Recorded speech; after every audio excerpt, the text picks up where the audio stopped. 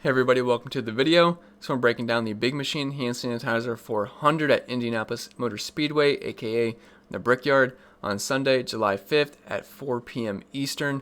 But before we continue, as always, if you guys could just leave a like, and if you're new to the channel, you might as well hit that subscribe button. It's going to be here all season long trying to help you guys become better NASCAR DFS players. And I cover other sports as well. Unfortunately, we are getting some of those sports back this month. We have MLB coming back later July, which is finally July. And we have NBA coming back as well. So I'm very excited about that. I'm sure you guys are as well. Going to be a very busy time on this channel, but I am 100% looking forward to it. No complaints there. So if you're going to come back to the channel each and every single week, or every single day, you might as well hit that subscribe button and turn on the notification bell so you don't miss out whenever I post new content. And if you want to follow me over on Twitter, I'm at ChrisPennell16. If you want to follow me over on IG, I'm at CPen16. And if you do want to support my content over on Patreon, that's always much appreciated. And it actually is the best time to sign up on Patreon because I do charge you at the beginning of the month, and it's July 3rd, so it's the beginning of the month. So really, it's the best time to do so to get the most bang for your buck. And if you do want to support me over there, you get access to everything in the link in the description below, which looks like this. And I should mention, we're about 300 members deep now, which is absolutely awesome. I do appreciate everyone that does support me over there, but you get access to my entire NASCAR model, my cheat sheet, my data sheet, my Discord chat, my projections, which I feel have been pretty good so far this season. Are they going to hit each and every single week? Absolutely not. That is impossible. But for the most part, it's been a pretty good season. Last week we had someone hit, or 2 weeks ago we had someone hit for 25,000. We had someone hit for 15,000, and then last Sunday we had the projections actually got the first place lineup, the second place lineup, and the third place lineup. Now there was some ties, but it was still a very good day overall. So they've been pretty good so far this season. The core plays, the weekly article, which I got to work on after this video, my tier rankings, my GBP exposures, which I can't be more transparent than the GBP exposures, so you know exactly where my money's going. I do not give out lineups, but you'll know who I'm heaviest on, and I have notes on each and every single driver. Then my power rankings, which is a statistical-based model based off of track history, track type form, and current season statistics as well. So if you guys are interested, hit the link in the description below. It's about $2.50 per race, and I also have an all-sports package, which covers MLB and NBA for only $20, so you are saving some money there. But if you're interested, links in the description below. If you're not, that's fine. Let's just get to the preview of this race. And as always, I forgot to mention when the live stream is going to be. It's going to be on Sunday at 12 p.m. Eastern, most likely. So just mark your calendars for that. I'll have it posted on YouTube for you guys to check in to a day prior, more than likely, and I'll also tweet it out on Twitter. But anyway, this is the Big Machine Hand Sanitizer 400. Quite the name there. And there's your outline of the track. It is a large, flat track. As you can see, it's very big in the pictures. I mean, it's not that big in the computer screen that you're looking at, but it's a very big track. Similar size to Pocono. It does not have 3 turns like Pocono, but it's pretty similar to Pocono. It's actually the most similar track in the entire series to Pocono, which is kind of nice that we just had the Pocono race, which I realize I've just said the word Pocono like 7 times in a row, but it's nice that we just had that race because I think cars that were pretty good last weekend are going to be good again and bring speed. So that's something to look at, which I will mention quite a few times in the driver-by-driver breakdown. But yeah, this is Indianapolis Motor Speedway. It's a large, flat track, 2.5 miles in length. There's only 160 laps, which means there's only 120 Dominator points available, which means Dominator points are not that much of a premium. But I'm kind of viewing this week's strategy like the first Pocono race on Saturday, where all the good cars are starting up front, which is the case again, obviously because of the random draw due to with owners' points. So all the good cars are starting up front. So PD, yeah, it's a little bit important. We do have some pretty solid PD plays, but I just, for the most part, want guys that can finish up front. I know it sounds kind of weird considering there's not that many Dominator points available, but the best cars are going to pick up the fast laps, and it's a little tough to pass at Indy. So I think for the most part, the guys that are starting up front will more than likely finish up front. I mean, it's not like whoever's starting third will finish third, fourth. You guys get it. But for the most part, the good cars are going to finish high, and with the way salaries are this week, it's not that hard to fit in some good cars. So it's pretty much going to be the strategy. So if you want the strategy for this race, it's pretty much the first Pocono race on Saturday. But that's pretty much going to be it for the preview of this track. We can get to the driver-by-driver breakdown. Nothing too out of the ordinary here. Shouldn't be the most exciting race in the world. I mean, if it's going to be exciting, I obviously won't be against that. I want an exciting race. And honestly, the Sunday Pocono race wasn't that bad. I actually enjoyed it. Now, it helped that I did very well DFS-wise, but for the most part, it actually was a pretty entertaining race. So if we can get something like that at Indy on Sunday, would not complain. But anyway, let's get to the driver-by-driver breakdown. Oh, and one quick thing before we start, the tracks that I'm looking at for track type form are Fontana, Michigan, Pocono, Indy, and I think that's it. Those are the tracks that require high horsepower. They're very large tracks, like about at least 2 miles in length. So if you're wondering what the track type form we're looking at, those are the tracks. So anyway, up top, we have Christopher Bell at 11,500. He is starting 35th, and he has the worst luck in the world when it comes to the random draw. He starts 36th or 35th pretty much each and every single week, it seems like, and I gotta say, this price tag is absolutely insane. But the thing is, with Christopher Bell, I said that the cars that were pretty good at Pocono, I feel like are going to be pretty good again because, it's a track that requires high horsepower. It's a very similar track to Indy. It's the most similar track we have on the series to Indy.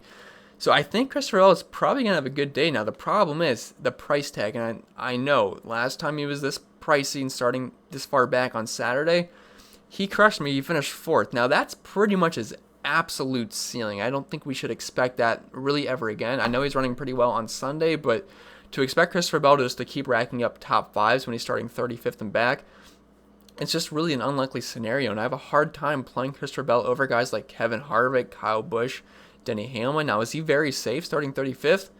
Yes, but if I had to pick between Kevin Harvick or Christopher Bell, I am taking Kevin Harvick pretty much every single time, and also Harvick starting 11th, so you have the PD upside.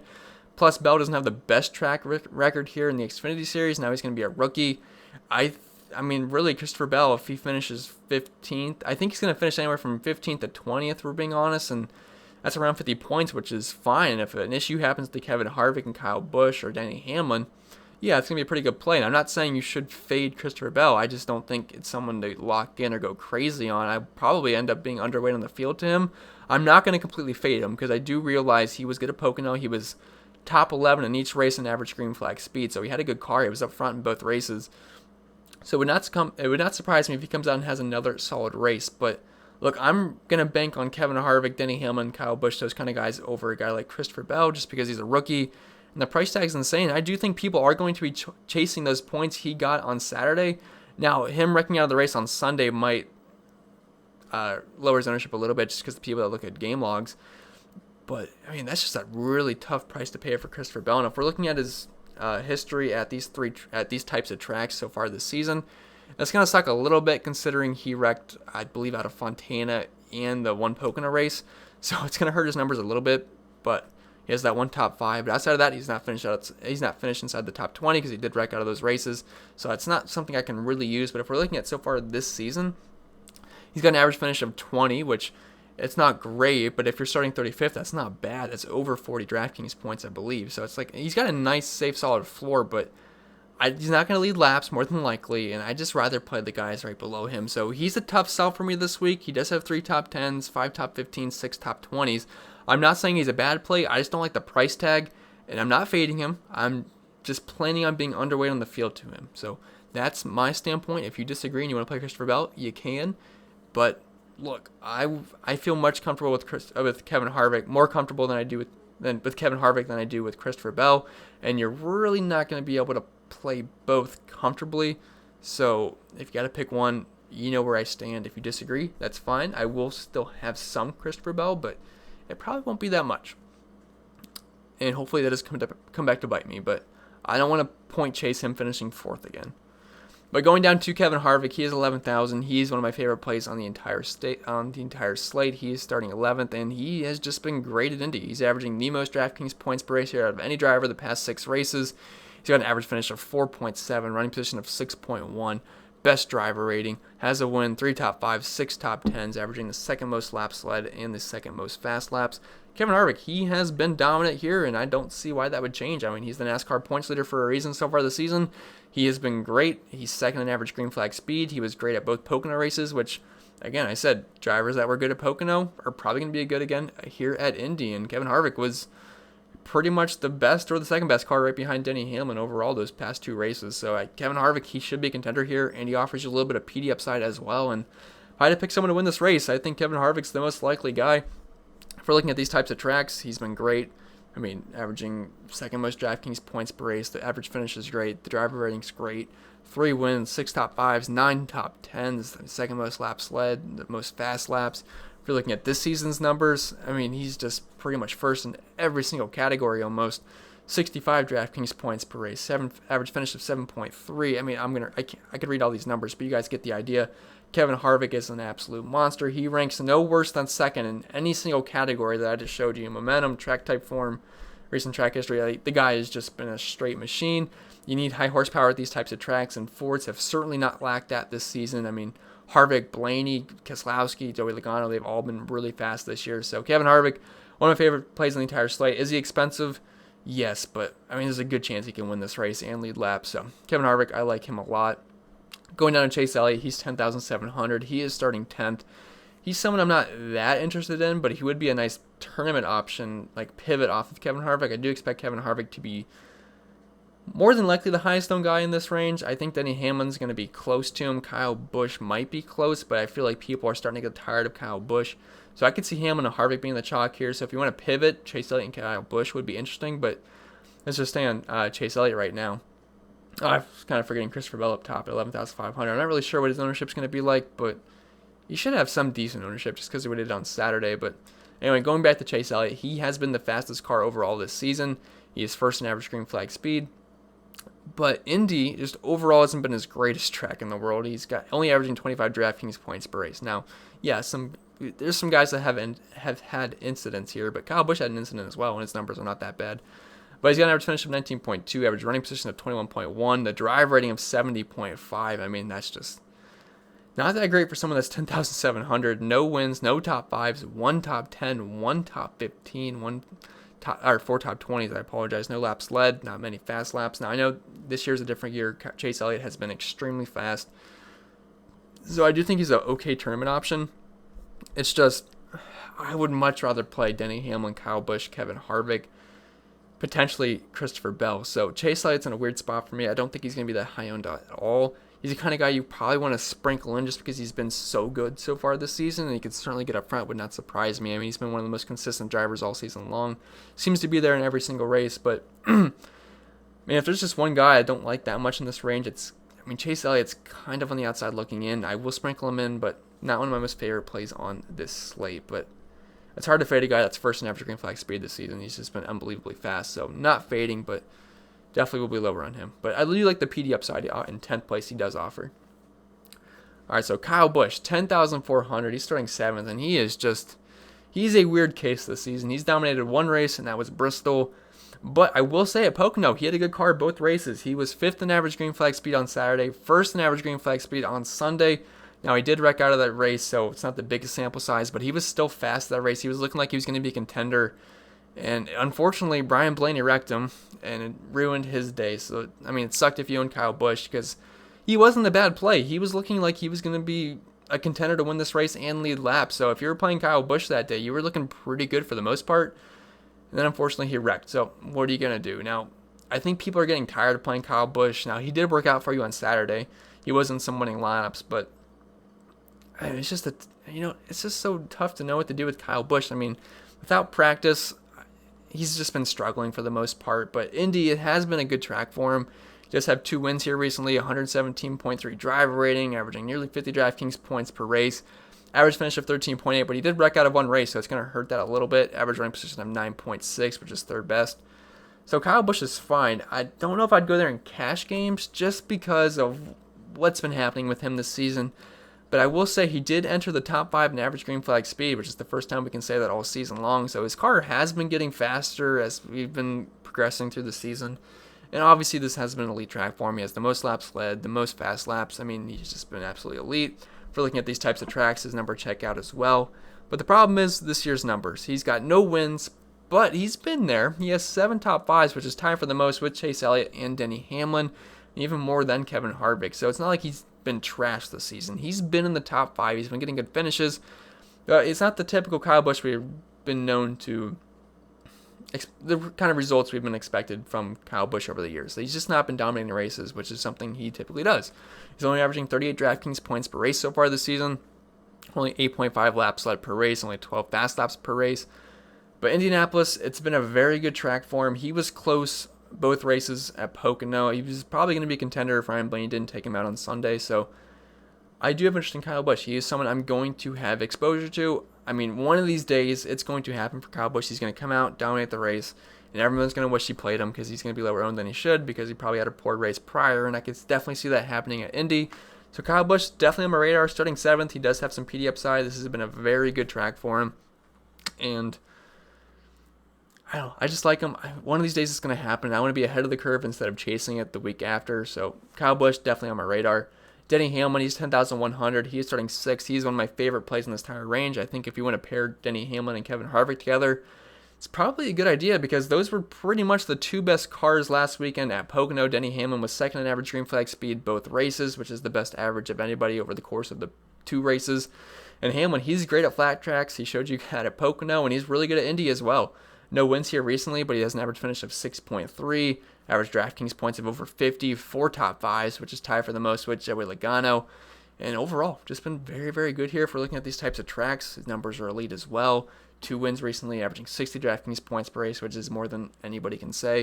And if we're looking at his numbers this season, he's got 3 wins, which is tied for the most with Kevin Harvick. 7 top 5s, which is tied for the most with Kyle Busch and Chase Elliott. He's been leading a lot of laps. He's got a good average finish. He's got a good drive rating. Everything checks out. For Denny Hamlin, he's the cheapest in this price range, so I can see him being pretty popular. He's starting 6th. So Denny Hamlin, certainly on my radar. He was really good at Pocono. Don't see why that wouldn't translate to Indy on Sunday, so definitely like Denny Hamlin. Now going down to the 9K range, we have Brad Keselowski. Whoops, just opened up an app on my computer. All right, I forget where I left off. Had to fix something, but Brad Keselowski, that's who we're talking about. He's starting 9th. I think he's an interesting tournament option. Now, he was pretty fast on Sunday at Pocono. I believe he was 3rd in average green flag speed, right behind Kyle Busch and Denny Hamlin. Kyle Busch did crash out of that race, so technically you can make Brad Keselowski 2nd. But either way, he was still top 3 car, just in terms of how fast he was on average green flag speed. But if you're looking at his numbers, they're a little bit deflated because he did crash out of one of the races recently. But overall, it's been a good track for him. He does have a win here recently. 2 top 5s. 2 top 10s, 4 top 15s. He has led laps here. Good driver rating. Now, they're 32.3 DraftKings points per race. Again, a little bit lower because he did wreck and he did qualify high. So, obviously, if you wreck out early, it's going to really diminish your average. Kind of like Kyle Busch, only averaging 47 DraftKings points per race. That would be higher, but he did wreck out of a race. Now, I will say, a lot of these guys have wrecked out of a race here. There was one race, I think it was 2017, I think over half the field wrecked. It was crazy, but for the most part, I'm not expecting a wreck fest. But anyway, Brad Keselowski, he's going to be fine. He's a tournament option because I'd much rather play Denny Hamlin for 300 more. There's a couple of guys that are priced lower than him, like Ryan Blaney, Joey Logano, Clint Bowyer, that I'd rather play than Keselowski. So he should go under-owned. I think it's deserved he should be under-owned, but he's a guy you can play, I don't know, probably around 10% of. I don't think it's that likely he crushes this slate, but it's certainly possible. He's been really good so far this season. I mean, just overall, he's been very consistent. He has 13 top 15s, which no one even comes that close to. Kevin Harvick's got 11, but 13 top 15s this season, 9 top 10s, 5 top 5s, 2 wins, best average finish of 7. He's been there pretty much every single race. He's been leading a lot of laps. I think Keselowski will be a contender this race, not my most likely contender to win the race and dominate, but he's certainly got a chance. He's been fast all season long. He's been top 5 in average green flag speed, so Keselowski, he's a tournament option, but not one of my favorite plays in the slate. Martin Truex Jr., he's 9,600. He is starting 8th. Now, it hasn't been his best track in the world. He's got an average finish of 22.8, average running position of 18.9, only averaging 15.3 DraftKings points per race. Now, obviously, incidents have a little bit to do with that, but for the most part, it's really not been that good of a track for him. No wins, 1 top 5, 2 top 10s, only 2 top 20s. Doesn't typically lead a lot of laps here at all, so Truex is a guy I feel comfortable not having much of. Now, the big thing with Truex this week is he has the paint scheme that seems to just make him super fast. I believe it's the auto owners. It's the blue paint scheme, not the Sirius XM one, but the auto owners. And he's fast in that pretty much every single time. I don't know what it is. I don't know if they put something extra in the car when he's got that paint on he's got that paint scheme, but it makes him really good. So maybe you just want some exposure just because of that reason. But if you're just looking at numbers, he's not my most favorite play in the world. I like the price tag, and he should be decently low owned because, again, there's guys that are below him that people would rather play, and there's guys right above him that people would rather play. So I can't see myself having too much of Truex. Maybe a guy you play 5 to 15% of, but not someone I'm going to go overboard. I mean, he's been great so far all season long. You can't dispute that, but there's just some other plays I like better. But I will have a little bit of Truex, but nothing too serious there. But Ryan Blaney, I think he's one of my favorite plays on the slate here. He comes in at 9,400, and look, he's had a fast car all season long now. If you're looking at his numbers at Indianapolis, they don't look that great. He did get into an incident one time, but I think he's going to run well here. I do. He's third in average green flag speed, right behind Kevin Harvick. And look, he's been great all season long. And if you're looking at average green flag speed at Pocono, he was sixth in both races. So he's had a fast car, and he's starting 12th. So he does offer you some PD upside. And really, Ryan Blaney is a 10K kind of guy. And if we're getting him at 9,400, I still think it's a little bit of a bargain. And he should contend for a top 5 this race. It would not surprise me if he ended up getting up front at some point. So 9,400 starting 12th. You get the race winning potential and some PD upside. I will take it. I mean, he's got an 11.8 average running position here, which is actually very good. 3 top 15s, has led some laps here. If you're looking at these types of tracks, he's got an average running position of 10.4, which is actually very, very good, averaging nearly 40 DraftKings points per race. But just so far in this recent stretch, Ryan Blaney has been great. So I'm liking the recent form he's in. If you're looking at so far this season, he's got 5 top 5s, 5 top 10s. He's led a good amount of laps. So I think Ryan Blaney's one of my, I'm sorry to call him one of my favorite plays, but I do think he's a very solid play. Starting 12th, 9,400, he should be able to gain spots. I do think he's going to have a decent amount of ownership. The reasons I'm hesitant to say he's one of my favorite plays is because Joey Logano's on the pole right below him. Then Clint Bowyer offers you a lot of PD upside starting 22nd. So I do like Blaney a lot. I'll definitely have a good amount of ownership on him. But maybe I should take back one of my favorite plays. But I will have a good amount of Blaney. And you guys know my bias on Blaney. He's my favorite driver. But he's been working out very well for us. But Joey Logano, he is 9,200. He is starting first. I expect him to be pretty darn popular on Sunday, and I will be a part of that popular group because I do think he's a pretty solid play. Now, I know Dominator points aren't exactly premium because we only have 120 of them available, but we did see the pole sitter at Pocono. I mean, Kurt Busch led a lot of laps early, and Aric Almirola led a lot of laps early. And Joey Logano, I mean, I trust him more than I trust those guys. And look, on Saturday at Pocono, Logano was third in average green flag speed. Now on Sunday, he was, I don't know what happened. He was in the 20s in average green flag speed. He had a pit road penalty, kind of screwed his day there, kind of screwed our DFS lineups a bit. But for the most part, Logano was solid until then. But he's been very good at Indy. There's no disputing that. And I mean, he's averaging 43.5 DraftKings points per race. Average finish of 5.5, which is actually the best of any driver outside of Kevin Harvick. And we're getting him at 9,100. He's the most likely guy. He's the most likely to lead a lot of laps in this race. Average running position of 8.6, 4 top 5s, which is tied for the most with Denny Hamlin here recently, 5 top 10s. It hasn't led a lot of laps, only averaging 9.2 laps led per race, but all of his numbers are very good, and he should be one of the most popular plays on the slate. And I think it's deservedly so because, look, he's not the best pit stall. I'm sorry, that's Denny Hamlin, but I mean, he's got the best starting position. I mean, he should be able to lead laps early. It's tough to pass here at Indy. And he's starting right beside Kurt Busch, which if I had to trust, whoever I had to trust between those two, it's going to be Joey Logano pretty easily. So I do think he's going to be a lap leader early on. Sorry, my dog came down, threw me off a little bit. But anyway, I think I said everything I wanted to say about Joey Logano. He's had a great season so far. He's top 5 in average green flag speed. So I think Logano's an excellent play. No getting around that. Should lead a lot of laps early. And I mean, he's just one of those guys that strategy usually works out for him. So I expect him to be a contender in this race. And I know he doesn't have any PD upside at all in a race that doesn't really exactly favor Dominator points, but he should be fine. He should lead a large chunk of laps. Going down to Clint Bowyer, he is 9,000. He's starting 22nd. I actually think he's one of the better plays in the entire slate. He's actually been pretty good at Indy. And if we're looking at Pocono, he finished top 10 both races. He wasn't that outstanding in average green flag speed, but still had 2 top 10 finishes in a row. And at Indy, he's been pretty good. Average running position of 13.7, 2 top 5s recently, 3 top 10s, 4 top 20s. I mean, he's pretty much a lock to gain spots in this race, and the Fords have had no problem with horsepower so far this season. So Clint Bowyer is one of the safer plays in my opinion. I think a lot of people might be deciding between Logano and Clint Bowyer in their last spots. I mean, you can certainly play both, no problems at all. But if people are deciding between those two, I think that's a tough question this week because if Logano loses the lead early somehow, which I don't think is that likely, he's not going to pay off. And Clint Bowyer, I mean, he's certainly safer. I mean, I shouldn't say he's safer. He's safer in terms of PD spots, but I don't think he's going to dominate any point of this race. And Logano, I think, is really likely to dominate early on. But both are excellent plays. And Clint Bowyer, I mean, look, Fords have had no problem with horsepower so far this season. And if we're looking at his numbers this year, he's got an average finish of 15.4, average running position of 14.3. But I do think he could make some noise for a top 10 once again, like he did the past 2 races at Pocono. So Clint Bowyer, I think he's a very solid play. The price tag's pretty nice as well, so do like him. Going down to the 8K range, we have William Byron at 8,700 starting 18th.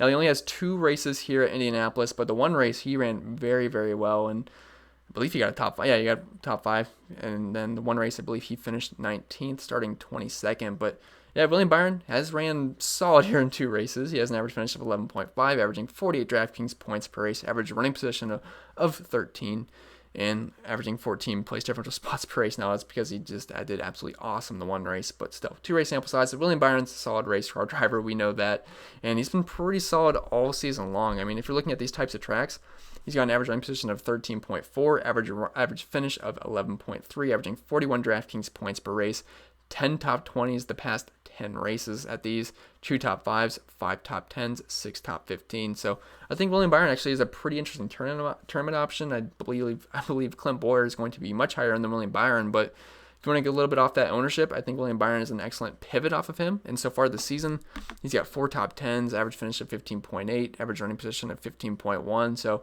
he's an interesting tournament option. He did finish 7th at Pocono on Sunday, so I do think he's fine. I'm not sure if I'd get there in cash games, but GPPs, I think he's solid.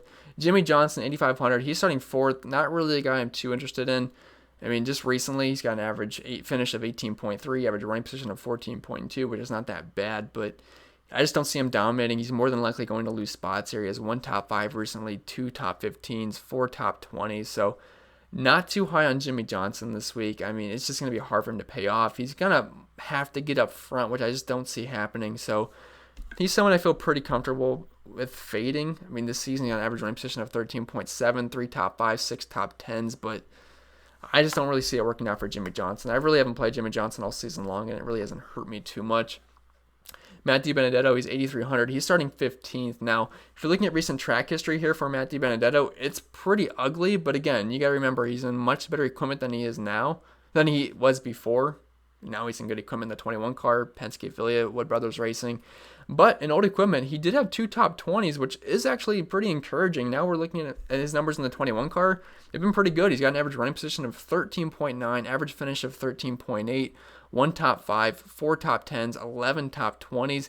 He should be able to contend in the top 15 all day long, so I think he's fine for tournaments. Would not go there in cash games just because there's a good chance he'll probably finish from that 12 to 15 range, which isn't great at 8,300 because that's not that many spots gained. I really do prefer the guy right below him, but he's fine. He should have a solid finish, and I believe he finished 8th on Sunday at Pocono. He was in the top 10, and he had a decent race on Saturday, so I think MDB's fine. And I believe he was, what was he in green flag speed? Let me check that really quick. Yeah, he was top 10 in both races and average green flag speed on Sunday. So would not surprise me if he cracked the top 10 once again.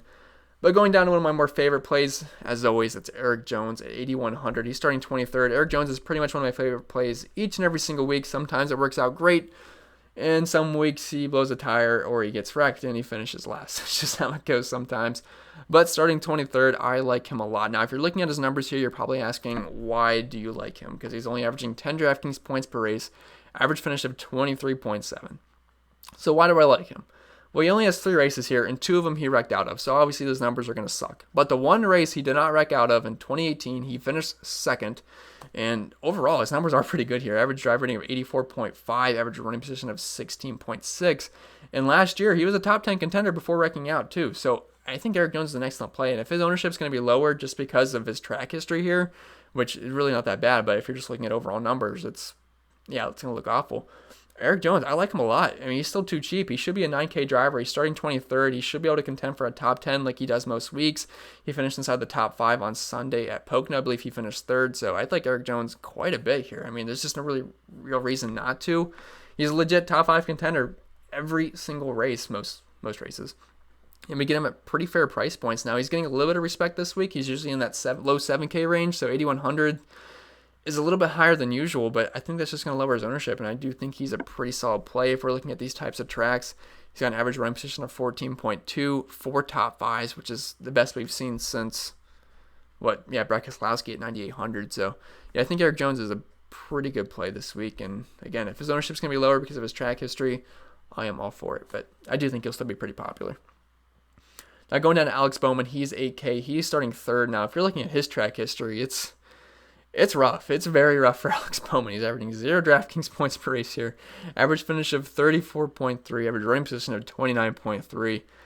Yuck. Major yuck. Now he's starting third. I really don't see him passing Logano early on. Now he could get around Kurt Busch, and if Bowman gets up front lead laps early on, I mean, you're getting him at a really nice price point. You could sprinkle him in, but he's not someone I'm too excited about.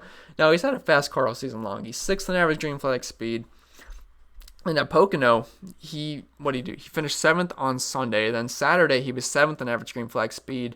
But then I forget exactly what happened, but I think it was a tire issue. He had a pit, absolutely killed his day, finished 27th. But he still had a fast car in both races, so I think he's interesting in tournaments. Because I'm not really too concerned about the track history here with Bowman. He's just been tremendous so far this season for the most part. Not lately, but beginning of the year, he was absolutely crushing. But looking at so far his numbers this season, he's got an average running position of 10.9, has a win, 2 top 5s, 4 top 10s. Obviously got a bunch of fast laps and a bunch of laps led. I don't think he's really going to lead laps in this race, and more than likely he'll fall back. But I do like the price point, and if he could hang and potentially get up front, you'll be looking good in tournaments, but not someone I really have much interest in whatsoever. Going down to the 7K range, Matt Kenseth, he is starting 21st, and we actually get him a decent price point. Now, his numbers here look absolutely elite. Average finish of 6, averaging 56 DraftKings points per race, 3 top 5s. Numbers look awesome. Now, again, he's in a new car now. He's not in that 20 car anymore. He's retired for a while. Now he's back. So circumstances have changed, but he did have 2 solid races at Pocono. He finished in the top 15 both races, and honestly, it wasn't too bad. Now, starting 21st, if he can get a top 12 again, that's not too bad. And he's got the track history here. And if you're looking at the past 3 races of these types of tracks, average finish of 11.7, 42 DraftKings points per race, 3 top 15s, averaging 8.7 place differential spots per race. His numbers this season aren't great, but I think he's okay, actually. I mean, it was encouraging to see him run well at Pocono, which is a really similar track to Indianapolis. So I think Kenseth might be on my radar for the first time all season long. Not like overly excited about it, but I think he's someone we can sprinkle in our lineups for sure. So don't mind Matt Kenseth. Tyler Reddick, he screwed our lineups 2 days in a row last weekend. I had 60% Tyler Reddick on Sunday. I was able to overcome it, but man, that sucked. He had the power steering issue early, lost 5 laps, never recovered from that. I mean, you can't just recover 5 laps at a race like Pocono. And on Saturday, he destroyed our Erik Jones lineups. So yeah, he was a killer last weekend. And starting 13th, I'm not really on him. Just not that interested. The past 3 races of these types of tracks so far this season, 2 of those are Pocono, so his numbers are going to look pretty rough, but it's just not been that great for Tyler Reddick. I believe he finished in around the top 15 at Fontana, but just overall, not that interested in Tyler Reddick this week, so someone I'm more than likely going to pass on. Kurt Busch at 7,500. You're going to need him to pass Joey Logano early on to pay off that. The price tag's not that bad, but he's more than likely going to lose spots. So there's a small chance he could pass Joey Logano early, but I don't think it's that likely. So I'm not going to be playing Kurt Busch. Maybe just a sprinkle just in case he happens to beat Joey in the restart and he leads a good chunk of laps early and gets the top 10. But I don't think that's a likely scenario. At Indianapolis, he's got an average of 18 DraftKings points per race, average finish of 20. Average running position of 15.7, average drive rating of 82.8, 2 top 10s, 2 top 15s. Not really high in Kurt Busch. I don't see him beating out Joey Logano on the jump at the start of the race. So, I mean, he's been great all season long. He's been actually one of the most consistent drivers. He's got 8 top 10s, 3 top 5s, average finish of 10.4, but not really feeling Kurt Busch too much this week. Dropping down to Aric Almirola. Eric absolutely crushed at Pocono. I mean, the first race on Saturday, he did not lose the lead. I mean, he just kept leading laps, which surprised me. I did not think that was going to happen. We had Blaney starting second, I believe. Really thought he was going to beat him out. Did not happen. And then on Sunday, he was starting 18th, and he crushed again. I mean, I played him a lot on Sunday, but avoided him on Saturday, which I guess was a mistake. But yeah, Sunday he was absolutely great. He was top 10 in average green flag speed. He was first in average green flag speed on Saturday, and the problem is he's starting 5th, so there's really not much PD upside. This has not been a great track for him. Pocono wasn't a great track for him either, but seemed to not matter. I mean, the Fords have had speed all season long. He's in that Stewart-Haas equipment. Almirola's been pretty solid all season long, but starting 5th, he's not going to have that clean air at the beginning of the race. I can see him falling back. If he was starting in the late teens to 20s, yeah, I'd be interested, but that's just not possible for where he is in the owner's points. So Almirola, not someone I'm really on this week. I think he's a decently safe fade. Now, he could contend for a top 10, but there's just better plays, in my opinion, this week. Ricky Stenhouse Jr., he's 7,200. He's starting 24th. This has not been a great track for him. He has one top 15er in 6 tries, the past 6 races, obviously. Average finish of 28.5, only averaging 6.3 DraftKings points per race. Average running position of 24, which is right where he's starting. I don't think there's much upside here for Stenhouse. If you're looking at these types of tracks, he's got an average running position of 20.7, averaging 11 DraftKings points per race, only 1 top 15, 4 top 20s. This season, he's got an average running position of 20.9. I don't think he's that great of a play this week. I mean, he has had some speed at some tracks, but 7,200 for Stenhouse, starting 24th. Yeah, he could move up a couple of spots, contend for a top 20, but outside of that, I just think there's better plays for better prices this weekend. Bubba Wallace, he is starting 17th. He is 7K.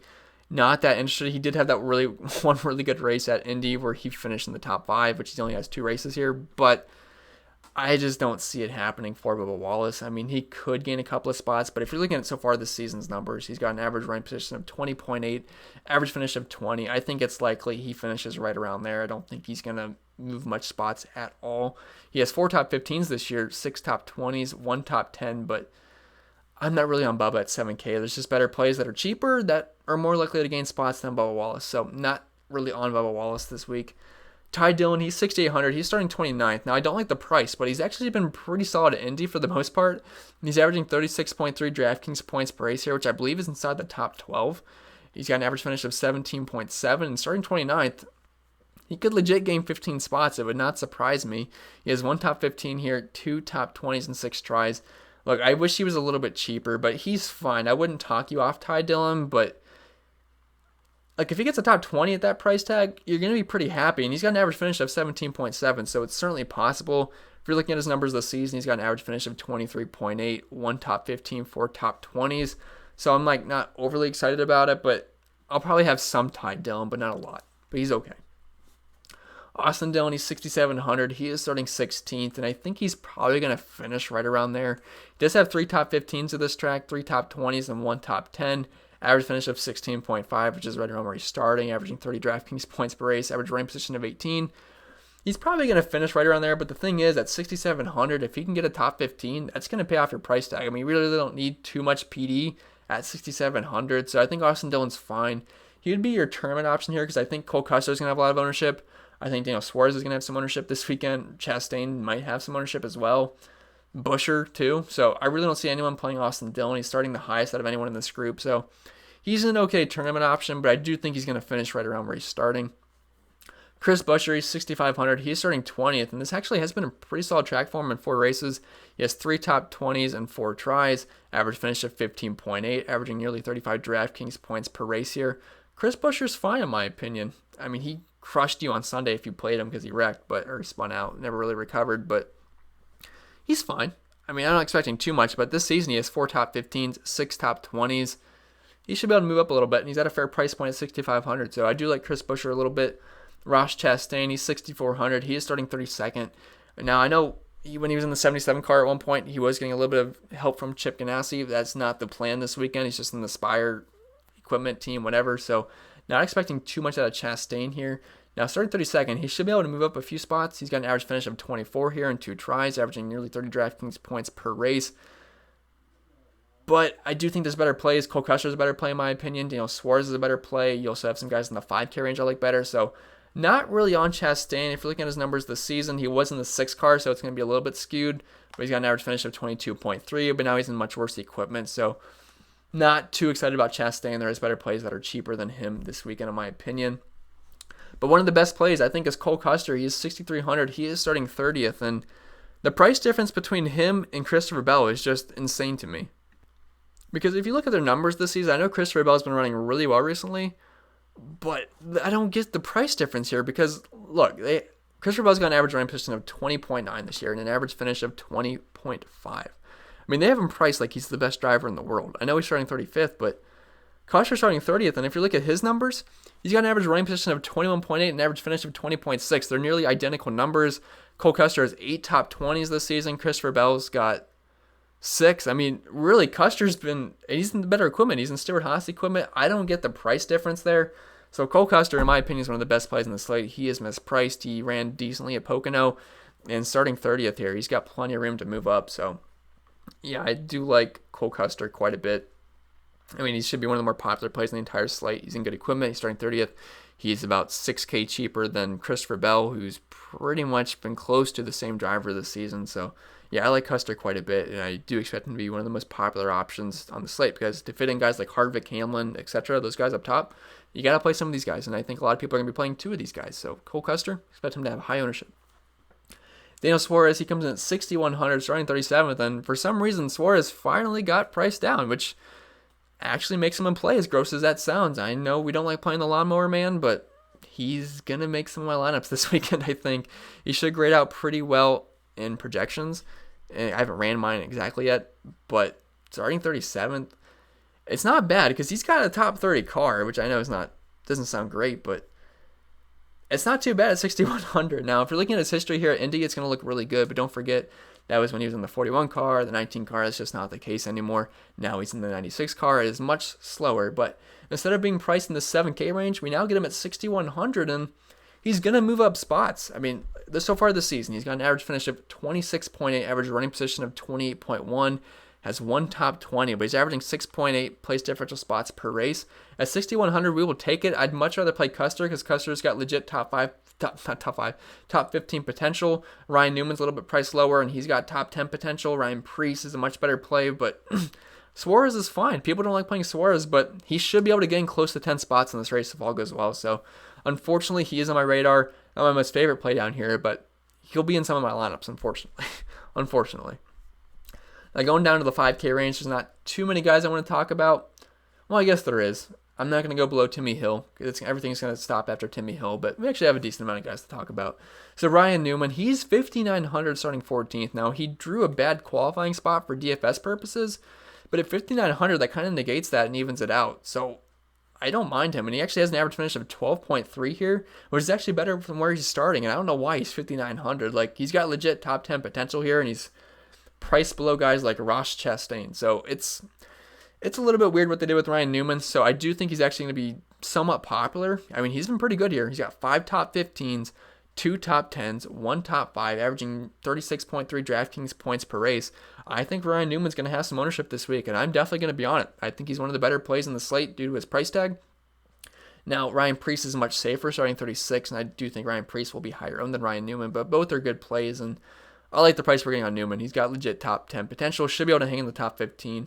And even if he loses a spot or two, it's not too bad at 5,900, so he'll be fine. But Ryan Preece, 5,800, starting 36, he's pretty much the best value on the entire slate. Now, he only has one race here, and he finished 16th, so that's going to look pretty good. But if you're looking at this type of track type form, the past 10 races of these, which he only has 9, numbers aren't bad. Average finish of 22.9, average running position of 22.4, 1 top 10, 1 top 15, 2 top 20s. Starting 36, he's going to move up spots, guys, and if he gets a top 20, he's going to crush his price tag. So I do like Ryan Preece quite a bit. And I forgot to talk about this with Ryan Newman, but at these types of tracks, he's got an average finish of 13.7, 8 top 20s, 5 top 15s. Yeah, he's a pretty good play. And same goes with Chris Buescher. I didn't mention him either at these types of tracks, but he's got 8 top 20s, 3 top 15s. So a lot of good plays down here, and it makes it pretty easy to fit in the guys up top that we talked about earlier. Corey LaJoie, he's starting 31st. He's 5,500. He won me a lot of money on Sunday. He didn't crush, but he finished 21st, I believe, which was just enough. And he was decently low owned too. He's 8% owned, I think. I had 8% of him. Worked out very well. And starting 31st, he should be able to move up a couple of spots, but there's just some guys I like a lot better. And I actually just realized I forgot to talk about Michael McDowell, so I'll circle back to McDowell. But LaJoie's okay. Should be able to gain a couple of spots, but not too interested in him. But a guy I am interested in is Michael McDowell, which I'll circle back to him now. So McDowell, he crushed you on Sunday, but I said you got to be careful with McDowell on Sunday because he is starting way too high. He's starting 15th, and that's pretty much usually where his ceiling is around 15th. And when you're starting there, and he wrecked. He absolutely crushed your lineups. He was about 20% owned, I believe, which I thought was way too high. I only had about 5% of him, but starting 27th at 5,700, he's back in a sweet spot where he becomes a really good value play. Now, his ownership won't be as high as it would be, considering Ryan Preece is starting 36th at 5,800, and I do think Preece could finish above Michael McDowell, so it doesn't make sense to play McDowell over Preece, but you can certainly play them together, and McDowell, before wrecking, was on a hot stretch. I mean, he did great in the first Pocono race on Saturday, and before that, he was on a hot stretch. And this actually has been a decent track for him. He's got an average finish of 22 in 6 races here. He's got 3 top 20s. If we're looking at these types of tracks, he's got an average finish of 22.2, which I know is not great, but he's only 5,700, so it's really not that bad. 3 top 20s. If you're looking at his numbers so far this season, he's got 7 top 20s, 3 top 15s, 1 top 10. He had an average finish inside the top 20 before wrecking out of the last race. So I think Michael McDowell is actually a pretty solid option starting 27th. The price is nice. He's been running pretty well outside of wrecking last race. So McDowell, I expect him to have some ownership, not as much as Priest, but he's a pretty solid safe play down there. And then after that, I'm not really interested in anyone else. John Hunter Nemechek's okay at 5,400. He does have a couple of top 20s so far this season, but starting 19th, why not just play McDowell, Priest, and Newman? I mean, I just don't see a reason to play Nemechek. If he cracks the top 15, that'll be fine at low ownership. But outside of that, I don't really see him working out too much. So really outside of McDowell, I'm not that interested in anyone else. But that's pretty much going to be it for this video, guys. If you made it through, let me know in the comments. I always like seeing all the people that did make it all the way through the video because I know these are long. But I like talking NASCAR, and I know you guys like listening to NASCAR. So I like to ramble on. But if you want my more polished thoughts and my more concise thoughts, they will be on Patreon later today. So it's in the link description below. Make sure you follow me on Twitter, hit the like button, follow me on IG, subscribe if you haven't already. I'll be going live on Sunday at 12 p.m. Eastern, so we have that to look forward to. But yeah, that's pretty much it. Hope you guys enjoyed the video. If it was helpful, leave a like, and I'll see you guys on Sunday.